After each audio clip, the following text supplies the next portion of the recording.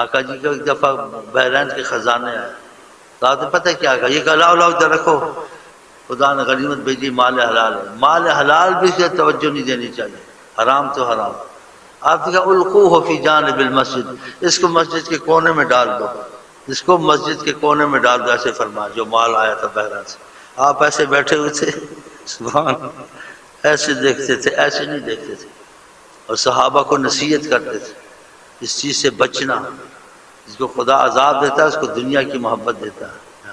تو آقا جی ایسے دیکھتے تھے، تو صحابہ نے اس چیز کو قبول کیا۔ ہمارے جب دل قبول نہیں کرتے، لاکھ نماز روزہ، تمہارے دل سے نکلتی وہ چیز پیدا نہیں ہوگی، تمہارے دل سے نکل گئی ہے، تمہارے سارے گھر خدا کے سونے سے بھرے ہوتے تم کو فرق نہیں پڑتا، چاہے سونا بھر، تمہارا دل اس کے ساتھ نہیں ہے، اس کے ہونے نہ ہونے سے تمہارا دل اس میں نہیں ہونا چاہیے۔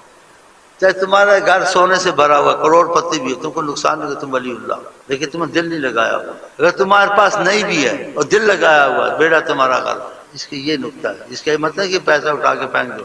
آقا کا نعم المال الصالح للرجل، بہت اچھا مال ہے صالح آدمی کا۔